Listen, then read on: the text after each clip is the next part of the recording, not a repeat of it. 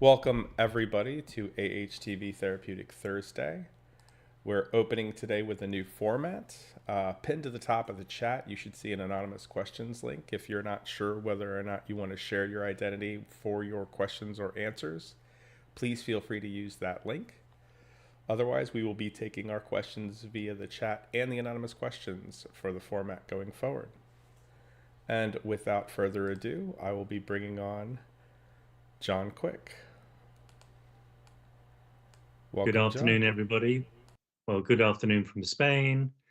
Good morning in some places, or good afternoon in some places, good morning in other places. So as many of you may now know, I'm John Quick. I'm a fellow aortic dissection survivor. I'm now 18 years out. At the time, I had a type A dissection and aneurysm, which was repaired in emergency surgery, didn't know anything, had no warning or anything. And then also developed type B dissection all the way down into the legs. And as we all know, that can be, life-changing in many, many ways, which it was. And that caused me to kind of pause and begin to reshape my life. So I started studying psychology and therapy courses, which I'd always been interested in, and then gradually built qualifications as a therapist. And that is part of the journey that brings me here today, where hopefully I can share my experience both as one of us, as you were, if you like, down in the trenches with you, but also with a more professional hat on, bringing therapeutic, psychological experience to the condition, to things like post-traumatic stress, and various life issues which we all encounter, whether they be emotional, physical, financial, the many challenges that living with this condition gives us day by day. So that's a little bit about me. Now we're open for some questions. I'm muted. Now, you were just sharing with me something that, as you said, this thing continues to go on, correct? The condition, you mean? Yeah. Your Yeah. aortic disease, this journey, it doesn't quite come to an end, and you just had good scans. Is that what you were saying?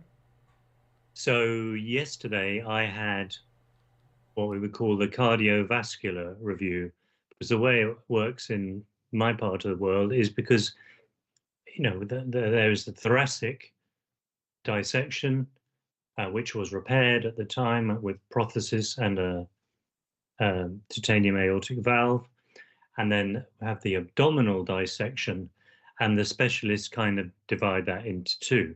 So the cardiologist before Christmas looked at the valve and the prosthesis via echocardiogram and CT scan.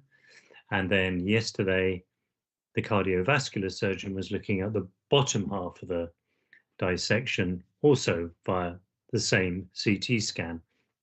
And I have to say that was very, very encouraging for me. There was, stability.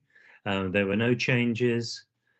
It was also interesting to see, how I deal with it after this kind of time compared with maybe at the beginning, when perhaps at the beginning and, even after several years, I tended to be quite avoidant.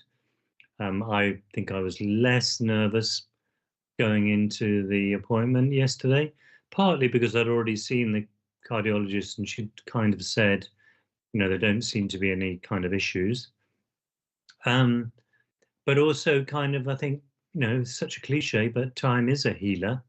One becomes more sanguine, and it's just a kind of fact of life. It's a bit like building up the miles, really. If you're a marathon runner or whatever, sometimes I think to myself, well, I've been at this now for 18 years.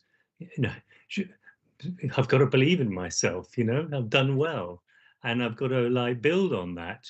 And as I've talked about in previous forums here, which we've done, there is that question of the challenge of am I going to live my life with always the attitude of being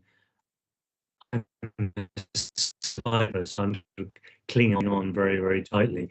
Or I move through this process of more and more acceptance, can't do anything about it, can't change anything. So what am I going to do now? How am I going to move forward with my life? Because I think that can be one of the risks with what we suffer from, in that it's so kind of devastating at the time. We can spend a lot of time ruminating on the the wherefores, the what's, the goods, the shoulds, and really we can't turn back the clock, can we? So we have to sort of work on being on in the day, in the moment, moving forward. And there are going to be hiccups and problems. There have been several for me, but I think it's important to look at the bigger picture as well and keep walking. Yeah. And so, is there like a frame of mind that you like to hold on to? Like, you hear in some of these support groups, being expressing gratitude, being grateful for every day kind of helps keep one in a positive mindset. It's a really interesting question, Joshua. To be perfectly honest with you, I wish there was a frame of mind I could hold on to. But, if I'm going to be authentic, I would have to say about myself that I go through many different frame of minds in the course of one day. And I think that's very, very human. I can change, and I can feel great in the evening and less motivated in the morning. And it can depend on what the weather's doing. The sun's shining today, so I feel better than when it's raining. Um, I think, as I say, to err is human. Um, that said, I think I probably do work at a mindset. I think, like Socrates said, the unexamined life is not worth living. And I do want to look at myself and always try to kind of not be overwhelmed by the first reaction, but actually say to myself, hold on a minute, what's going on here? What's really happening?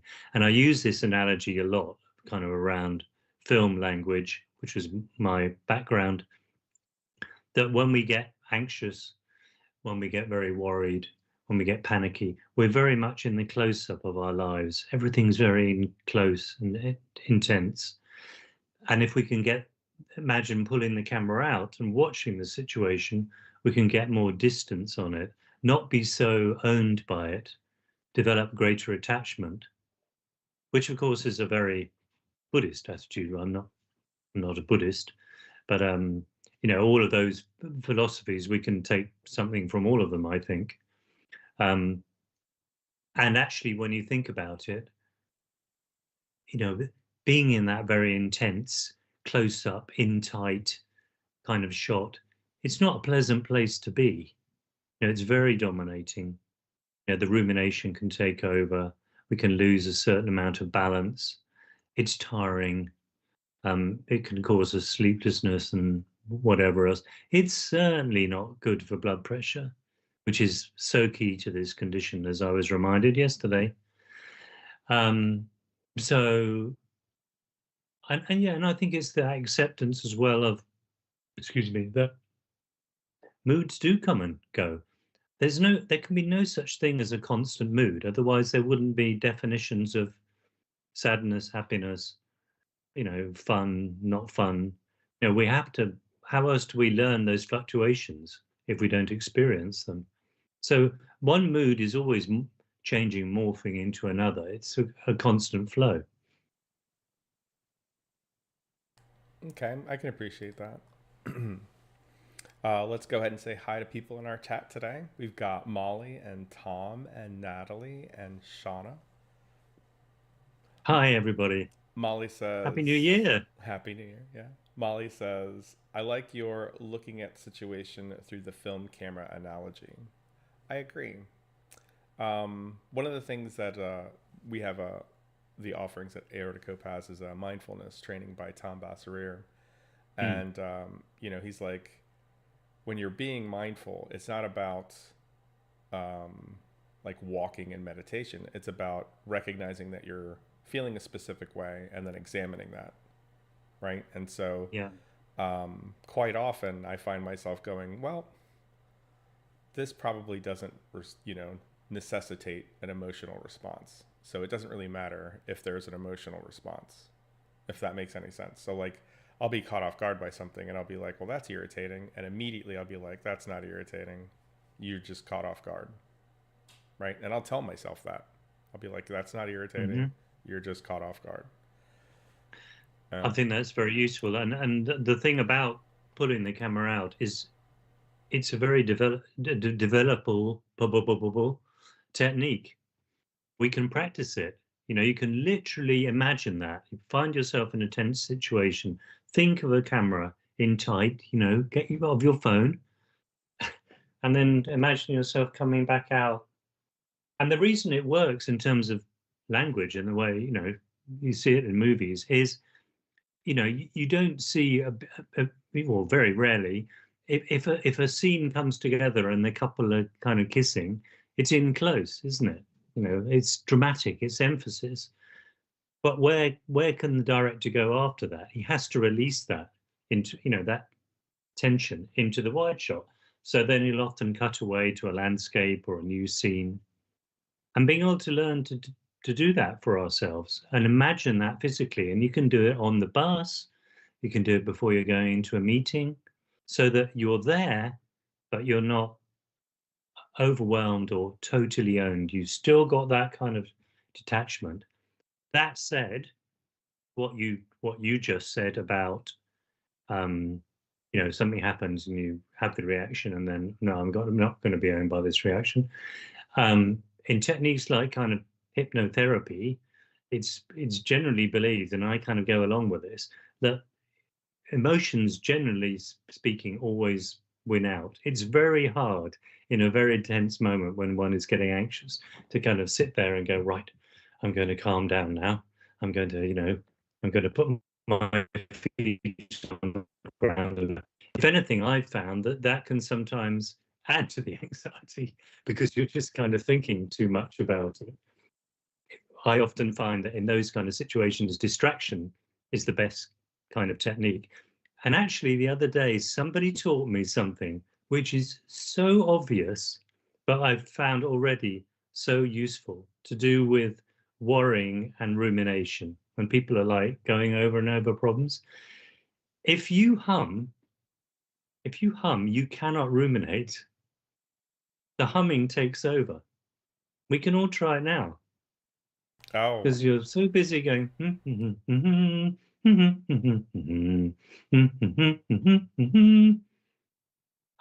I'm not thinking, my brain can't do it. And you can break the rumination. And I think that's great. Little technique. that seems very interesting, I have to say. It's like whistling in the dark. Yeah. Yeah.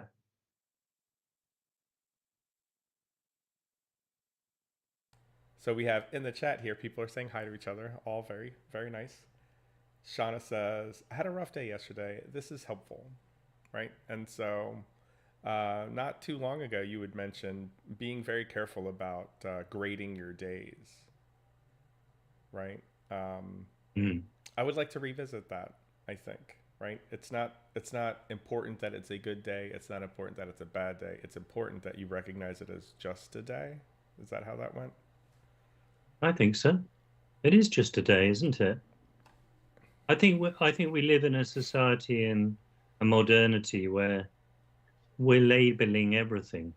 Everything is psychologized. Everything is categorized, and there's this kind of thing about productivity and output, which isn't just on the macro level with national economies and nationalism or whatever, but is also kind of down on this level. Am I being productive? Am I achieving this? I mean, I get caught up in it myself, but again, when it's happening, pull out from that, Mm-hmm. and actually, when it comes down to it, um, if we have a blip, if we suddenly have a pain in our chest or something, that becomes completely dominating. So let's not pretend too much to ourselves that that kind of grading is that important, because it isn't. It can be wiped out in a moment. I was only this afternoon reading, I don't know whether you've seen it, but the beautiful Greek island of Santorini is suffering 4.7s, 5.2s on the Richter scale of tremors. So they're kind of busy evacuating the island. And I just kind of thought, right, this thought go through my head. Imagine if that happened in one of these sessions and everything started shaking here, because I live in a bit of an earthquake area. That would take over everything, wouldn't it? A little. So, I think that's also about trying to kind of remove the ego from ourselves as well. That when it comes down to it, we don't matter that much. Sorry. Okay. We have some thoughts on the humming. Shauna says, humming, using music / not listening, but actively connecting. Right? So is that not just listening to music, but by, humming or singing or pushing yourself into something else? Does singing get into that same humming thing, or no? Well, actually, personally, I think singing for us is great. And I've grown up, doing a lot of singing when I was younger, because, singing is so good for breathing. The way it teaches us to breathe. If you watch an opera singer or something, you don't see them lifting their shoulders to breathe. They're breathing from right down in their abdomen, and they've learned that, and that's very useful for us as well to be focused on our breathing. I've actually found because sometimes I've had bouts of arrhythmia, which is horrible. That really, that can be an example of where a kind of physical thing can really take over, because when your heart is jerking like that and missing beats, it can make you feel a bit dizzy, and it can make us like waiting for the next beat to come through. But what I've found useful, and I think humming can be good for that as well, is just to lie flat on the floor on a yoga mat, and so really stretch out the body, open the chest, and then work on those 3 areas of breathing. So the breathing right down in the lower abdomen, just concentrating on bringing that breath in, then moving up to the middle stomach area, breathing there, and then up into the upper chest. And that is so much easier to practice when one is lying down. It kind of happens much more naturally. But again, it's very calming in itself. Okay. Natalie shares, it's hard to calm down when in pain. Trying mindfulness, but at some point the wave gets me. Pain. Yeah. Yeah. Agreed. I've recently had an issue with my INR level, the anticoagulation level, which plunged. So related to a few things, which I won't go into now because they might be a bit controversial. But I then was having given the heparin. I'm not sure if you call that by the same name in the States. It's basically where you inject yourself. And I've had issues with that before. It's really given me mood swings and things.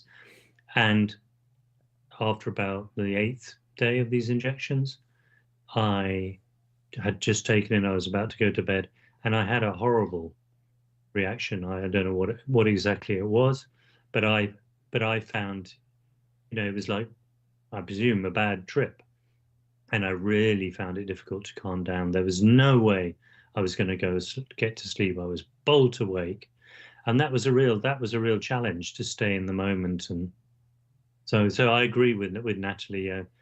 It is hard with pain to stay calm. So Shauna, whose aortic dissection happened in Ireland, says, I know heparin. That's a hard one. That's good to hear that. Yeah. Yes, because I went back to the hospital the next day and spoke to the hematologist and said, look, I have this what I think is some kind of allergic reaction, and was told, no, you can't have that. If you had a reaction, it would be just a local skin reaction.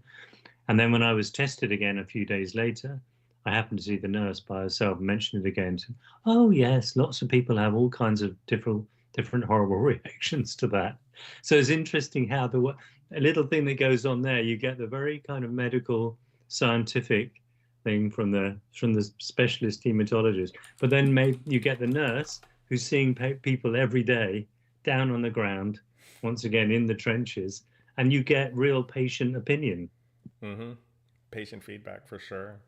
Yeah, So Shauna's helping us out. She says it is called Lovenox here. So for those of us in the U.S., Lovenox. yeah,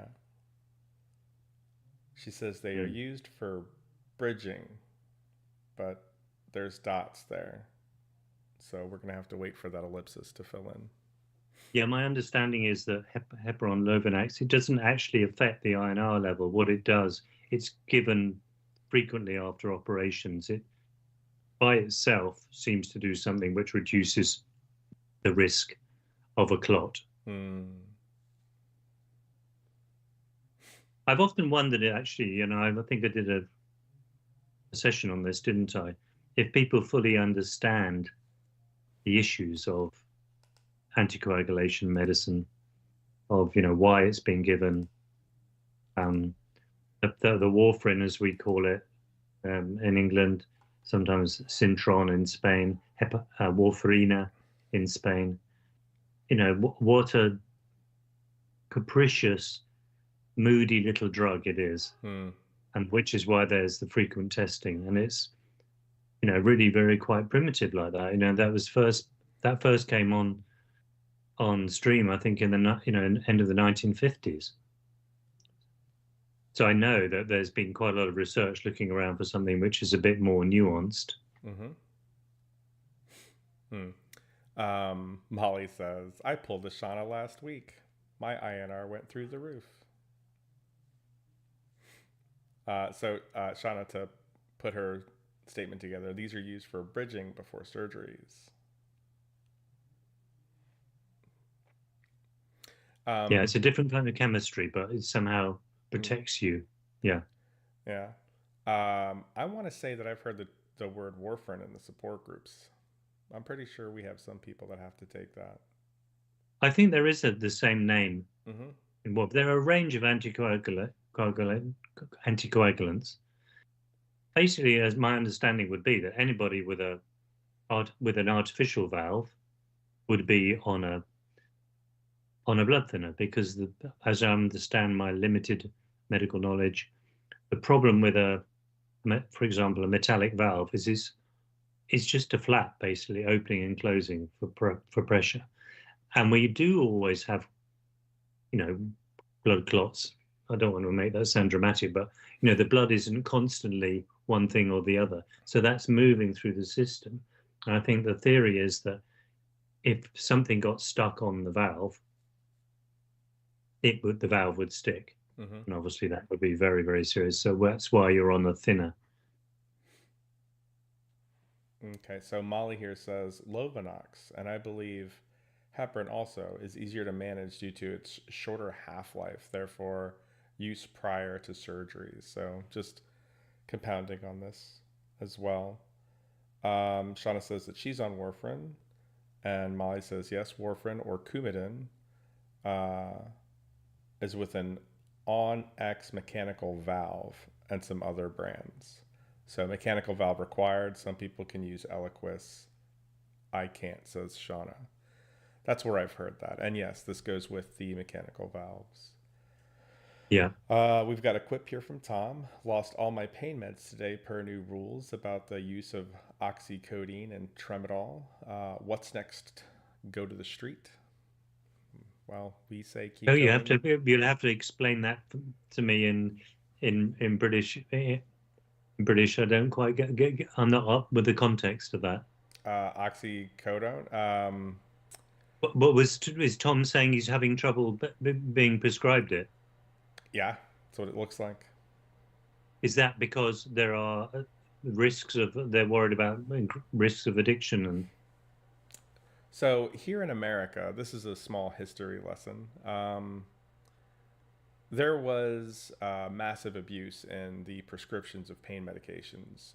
Yeah, I'm aware of that. Yeah, Yeah. one of the things that really brought it to light was there was a town in West Virginia. I want to say it was West Virginia that had like 37,000 people, and somehow 500,000 pills were going through that town.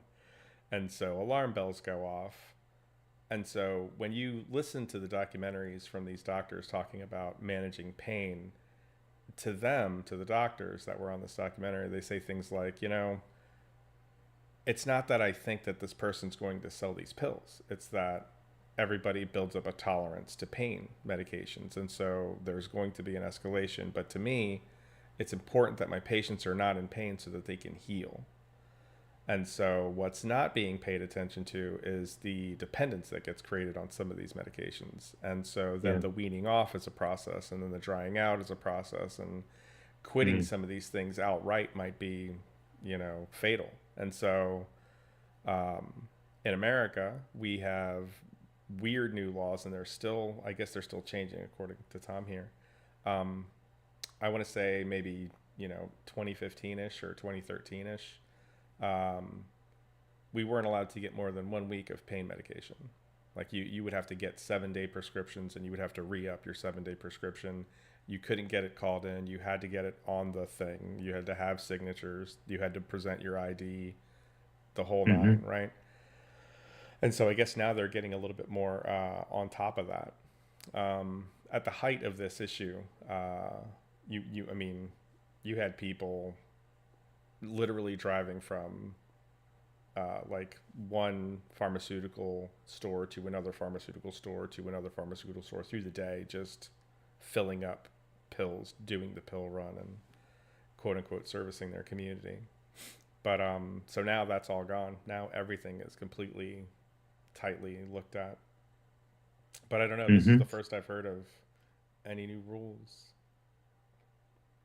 So I didn't. What you read that again, please? What Tom wrote there? Lost all my pain meds today per new rules about the use of oxycodone and tramadol. So what is next? Go to the street?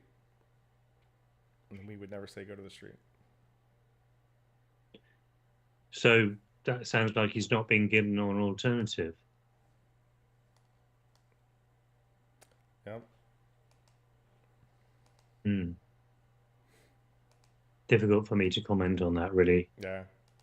I mean, I'm aware that there's been an epidemic of that in the US, but I need to know more about that particular situation.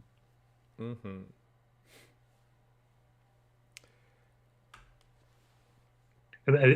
Interesting point that was made there, though, saying that the doctor's saying, I don't, I want my patient out of pain so they can heal.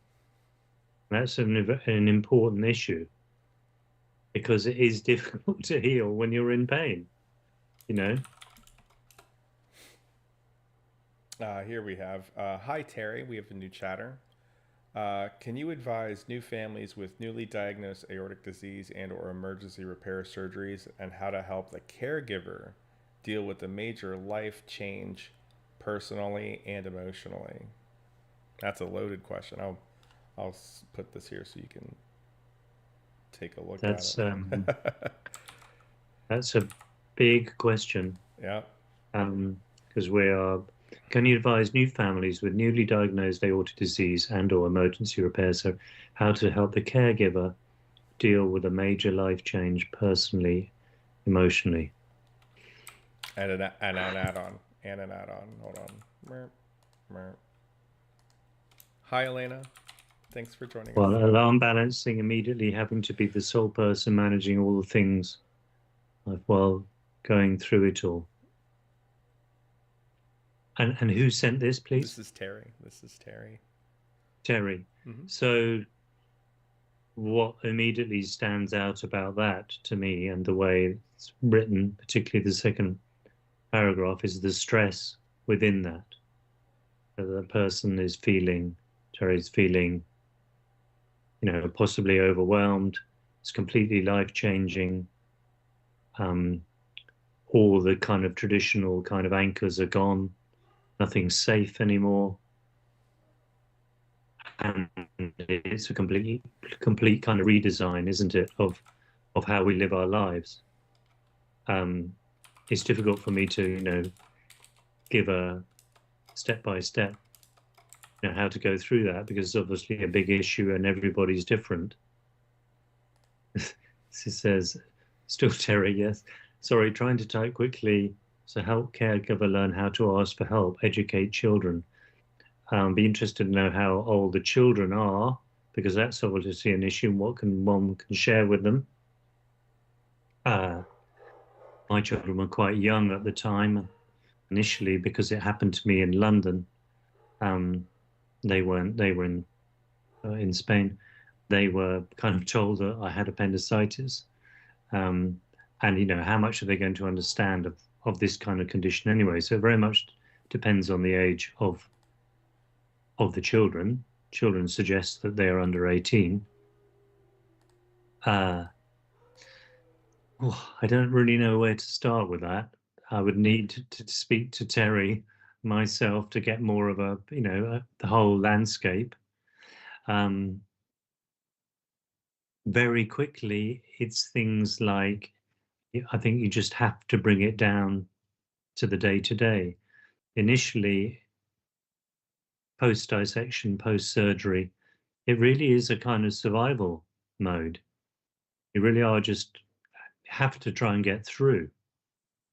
Yeah, and again, try not to overthink it. We're just getting through from one day to the next. We're surviving. Gradually, there will be, we as human beings are wonderfully adaptable. We can learn to adapt to these kind of things. Then we can start to do some sort of planning. But I don't know how long post-surgery Terry is talking about that. Presumably Terry's the caregiver here, yes?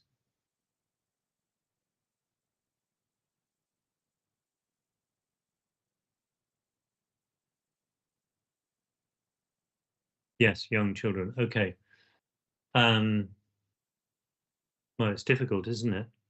It has to, and everybody's different. Like I have a friend who's has a bad cancer. His children are like early teenage, and they're asking, well, Dad, you're going to be okay, aren't you? And he prefers to say, yeah, I'm going to be fine. And that's his choice. I think I might do it differently, but again, a lot is going to depend on the emotional capacities of the children, their sensitivity or not. What I would say is, children sense things beyond language. They feel the change in moods. They will have fears, and one has to kind of try and acknowledge that. I think the worst thing one can do is to try and sweep it under the carpet and go, oh, everything's going to be fine. You don't need to worry, little pretty heads, about that kind of thing. When obviously perhaps they are worrying, and that may be revealed in their nightmares or all kinds of different behavior, acting out at school. I know one of mine had a lot of problem. There was a lot of other issues in the family to do with various bereavements at the time, but she had a lot of trouble kind of coping with school. Because the difficult thing for children is they just don't have the capacity yet to kind of process it in the way we might. I'm not sure if that was very useful. It's a big subject, obviously, and whatever has happened is massively life-changing, is a complete rearrangement of that life. Yeah, and is very, very stressful for families. It requires a lot of love and a lot of support of one another.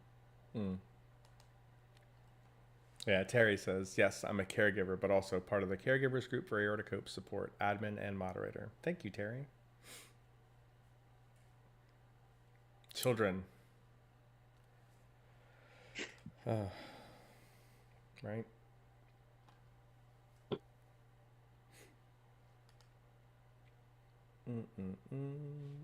We're not getting any of the anonymous questions so far, so I'm thanking everybody. Nobody wants to be anonymous. Yeah, that's interesting. Thanking everybody right now After for all being that. in the up and up. People are coming out from the bushes. Terry says, yes, thank you for your input. Losing anchors is a perfect expression. Yeah, Mm-hmm. it is a storm, isn't it? You know, we're not in the harbor anymore. Well, and that's also a thing about the situation. It's wildly different for everybody. Yeah, We hear people that they come off of almost all of their medications except for a beta blocker, right? And then we have other people that have, 10, 12 different things that they have to take, absolutely. Yeah, right? And so, that variance, that's got to be hard for the medical community to just, put into words like this happened to you. mm, And, you know, it's in your best interest to go find a group like Aortic Hope where you can talk to other survivors. absolutely. Yeah. Yeah. I mean, the other thing I'd say, just to tag on to Terry there about the kind of, losing the anchors is, if it's a bit of an obvious analogy, but if we were in a boat and we lost the anchors, the reality of that would be there. We'd just be having to deal with it practically. And the worst thing one can do with these kind of situations is to kind of try and deny, I believe, too much. It doesn't help Hmm. to deny uh, and to pretend that things aren't changing massively because they are. But it doesn't mean that in time the equilibrium can't come back. It doesn't mean in time that that actually that things can improve in emotional ways. It can bring people together, couples, families. The adversity can make us stronger. I think for all the many devastating things that it did in my life, at the same time, I've learned many things from it. I've learned many challenges, and I think I'm much less fearful than I was before. Because what am I going to do? Spend my time being afraid? I mean, I've faced the biggest fear, haven't I? So in a way, the fact that Terry's writing this, you're massively already through the huge part of the fear. Keep going. As I believe Winston Churchill said in the Second World War in the London Blitz. Well, I might even do his voice for you now. Let's see if I can do his voice. When you're walking through hell, keep going. I think it might be a little different for the caregivers. When I hear some of them express it's like long term. It's what I've noticed. Yeah, It doesn't seem to ebb or flow. For example, years ago, one of the caregivers was like, "My husband snores, and so if he stops snoring, I wake up and I panic." And I'm like, "Wow!" And that wasn't said. It was said kind of like that with a little bit of emotion behind it. It wasn't a passing comment. Um, and so yeah. that's a thing. That's a really good point, Joshua. Yes, Yeah. and it's ongoing, and therefore, by the way, caregivers have PTSD as well. That what the example you give, Hmm. that's a shock reaction, isn't it? Yeah. Pure and simple. Yeah. But in a way, given those things are kind of happening in kind of counseling in those kind of ways, you have to be kind of practical with it. It is happening, yes, and you have to not okay, it's happening. You have to kind of absorb it into your system. That's what I mean about keeping going. Mm. We have to find ways to kind of get used to it in some ways. One thing that I've noticed is, when you say time heals all, there's a lot of, especially the men in the support groups. The men specifically want to push things. They want to get back to work faster. They want to kind of get on their feet, running or working out again pretty quickly. Um, and it's like that. It's like they don't give themselves the breath that they need to get back on their feet, and then they push themselves, and then it's not even a burnout. It's just they're not used to the fact that they don't have a full energy tank anymore, and they're used to running at a full energy tank. The blowback of pushing too hard too soon starts to hit the hit your confidence level, and then as your confidence droops, you know, more irritating things can happen from there. So Well, we're talking about male issues there, aren't we? Really, in society, the way men are, we're conditioned to like that's what we must be like, to yeah, be men. yeah, It's and that's very challenging. I mean, that's a whole other topic, and I could talk a lot for that about how one works with men, and this kind of thing upends the identity of what it can be to be male, because you can feel weakened, mm-hmm. you can feel useless, you can feel maybe you can't protect your family like you did before. All of those things that you sort of picked up along the way is part of your role of being a man. Yeah. Terry here says 5+ years later, I still don't sleep well. Now a very light sleeper, and have to constantly touch him to be sure he's still warm, still breathing. The PTSD doesn't go away quickly, if ever. Oh. Molly says, talking to a therapist, someone who can validate, explain, and give tools to overcome, push through anxiety, PTS after this medical event is something all should consider. And I agree with Molly there. Um, in the West, men are very hesitant for therapies, just always, right? So that's a thing. But all people should consider it. It's important to note that there is a sense of isolation for the caregiver just as much as there is for the patient.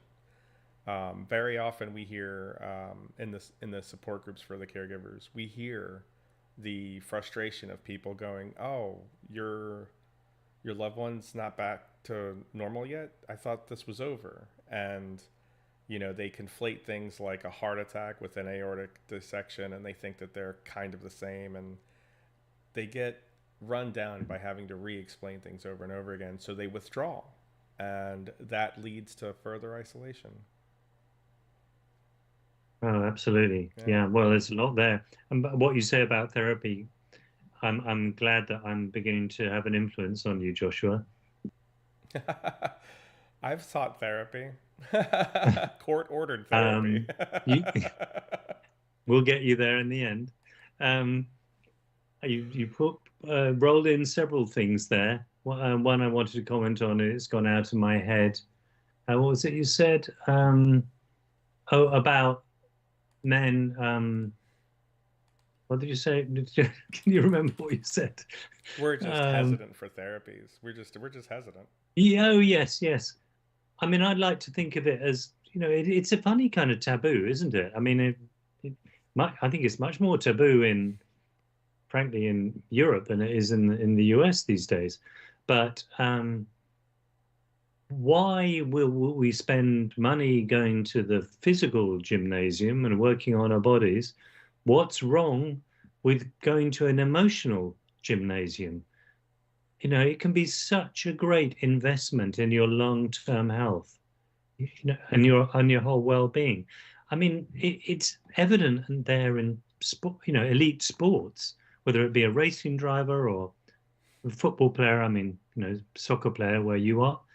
The mental attitude is seen to be, more and more crucial, whether that be coming back from an injury, whether it being, calmness under pressure in the game, developing a winning mentality. They all have sports psychologists.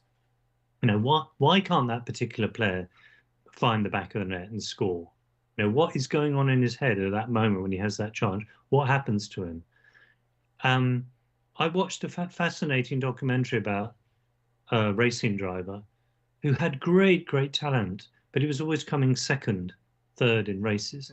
And there was something going on there about him not having inside himself. He didn't feel the right that he could win. That's weird. And, that was his particular issue. But what I'm saying is, I think we really have to wipe out this idea that there's some, you know, I once had someone say to me, so all the people come to see you then, are they crazy?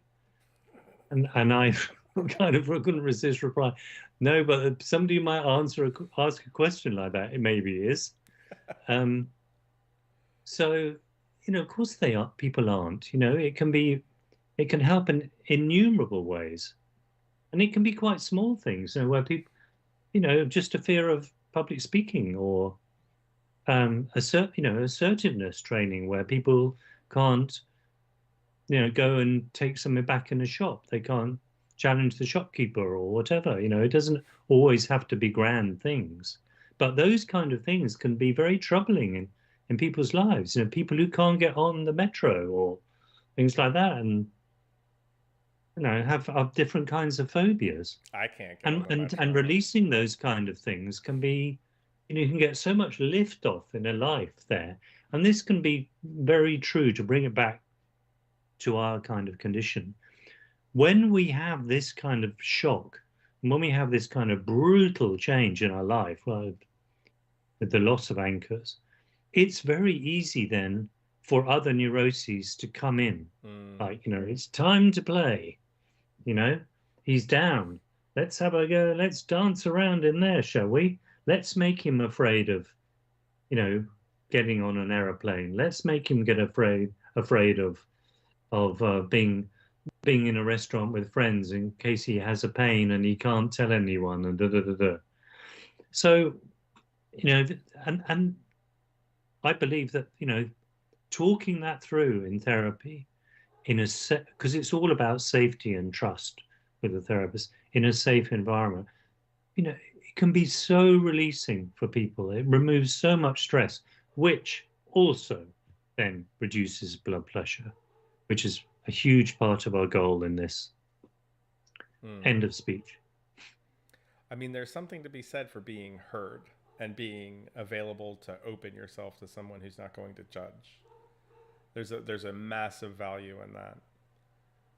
I think that it might be because, for some of us guys, the nicest thing that we can say to each other is some of the rudest things that we can think of. And so you have to be ready to receive something in that vein, no matter what you're going to say, because you never know when your friends are messing around or being serious. Mm. You know? Yeah, masculine discourse, yes. Oh, I don't know. And yeah. I Okay. once made fun of one of my friends for wearing a pink shirt to Cinco de Mayo, and he didn't talk to me for a year. And he thinks that I learned a lesson, and I didn't. But he won't wear pink around me anymore, so I feel like I won Do you learn lessons then, Joshua? that. I grow. Good. Thank you for the humbleness. It's worth growing. But and then we're so, I guess, competitive by nature, that the idea that sharing to somebody that you're not at your normal, right, and things are going down, Oof. right, Yeah. just opening that box, Yeah. like for some people that's a Herculean effort What to get that box open. One of the things I work on a lot with people is this idea that, we almost have two sides to ourselves, and we are forced to present two sides. One is kind of how we are out in the world, going to meetings, going to work, being social, and one is that kind of interior monologue that we all have, which, can become very ruminatory. Mm. And it's recognizing those changes within us, within ourselves. What is it? How am I in one and how am I in the other? What happens when I come back from that social event? Do I replay it in my head? Do I think, oh, I should have said that? Am I angry with that person? And yeah, and what you're then saying about, how your friend and so on and so forth, that kind of chat that men often engage in out in public is often very defensive. Actually, it's a kind of armor. Hmm. Anyway, that's a whole controversial topic. But by the way, can I just ask you, am I disappearing into the night here? You're well lit still from the front, which is yeah. Don't Yeah, I lean too might far back. Yeah, might put a side light on and see if that improves things. right on. Yeah. Now we gotta wait for the camera to adjust. There we go. Is that better? It'll Or did work. people quite like me in kind of doing the noir film noir black and white look? It'll work. It's not bad. Now there's a glow behind you. Oh, that's my halo, Joshua. Yeah. Yeah, tuck your wings in, John. All right, so I guess coming up on a close here. The last 10 minutes. The new format's going to be, like I said, it's going to be more chat and answer. The Therapeutic Thursday link will be kind of posted with everyone coming up here, and we're happy for everybody to participate, and we would really like for everybody to make sure that people can find this and hear this. So Tom's got some chats here. He says, just received a letter on how to appeal the decision. New drug, synthetic opioid, something or other. Great market if you have the government in your pocket. Just got product information in today. So he's going through that. Terry says, this has been fabulous. Thank you so much for all of it. Molly says, film noir, and then crying, laughing face, crying, laughing face, crying.